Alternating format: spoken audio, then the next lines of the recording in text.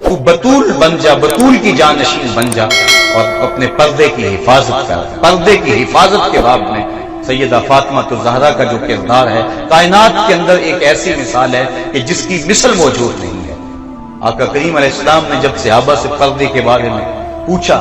تو کسی نے کچھ کہا، کسی نے کچھ کہا، تو حضرت علی المرتضیٰ حضرت فاطمہ الزہرا کے پاس چپکے سے چلے گئے اور جا کے پوچھ کر کے آ کے بتایا تو آقا کریم نے کہا یہ تو میرے بیٹے کی بات لگتی ہے۔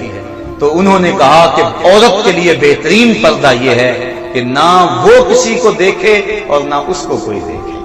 بلکہ سیدہ فاطمہ الزہرا کو سب سے زیادہ پریشانی یہ تھی۔ حضرت اسماء بنت امیس رضی اللہ تعالی عنہا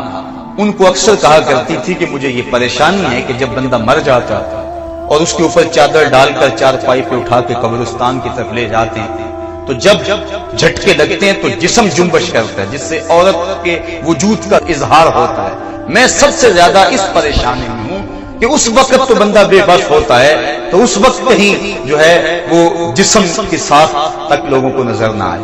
تو حضرت اسماء بنت امیس کہتی ہیں کہ حبشے کے اندر لوگ ایسے کرتے ہیں کہ وہ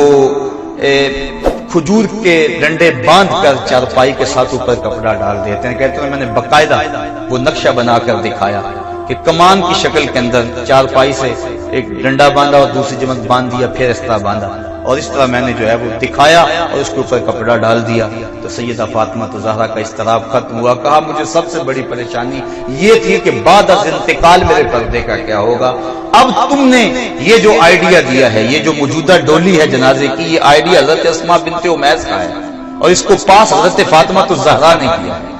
اور اس سے مرد اور عورت کے جنازے کا فرق بھی سمجھ میں آ جاتا ہے اور جو ہے وہ عورت کے اعضاء بھی نہیں جھلکتے، سامنے نہیں آتے اور جسم بھی نظر نہیں آتا۔ تو سیدہ فاطمہ الزہرا کہتی تھی کہ مجھے اس بات کا ڈر لگتا ہے کہ انتقال کے بعد کیا ہوگا۔ اللہ تعالیٰ جل شانہ نے ان کو ایک راستہ دے دیا اور یہ ہے ان کے پردے کی کیفیت۔ آج کی عورت پردے کو بوجھ سمجھتی ہے، پردے کو اپنے لیے عذاب سمجھتی ہے، اپنے گھر کی اونچی اونچی چار دیواری کو اپنے لیے قید خانہ سمجھتی ہے۔ یہ پچھلے دنوں کے اندر میڈیا کے اوپر یہ تبصرہ ہوتا رہا اور حجاب کا تمسخر اڑایا جاتا رہا۔ آنکھ کے پردے کی بات کی جاتی ہے، دل کے پردے کی بات کی جاتی ہے، اور اسلام نے جو عورت کو پردے کی تاکید کی، اے نبی کی بیٹیوں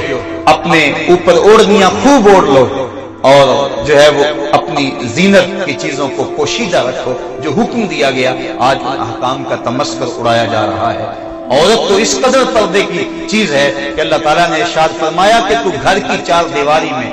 اتنے زور سے قدم بھی نہ رکھے کہ تیرے پاؤں میں پڑے ہوئے پازیب کی چھنکار باہر گزرتے ہوئے غیر مرد کے کانوں تک پہنچے،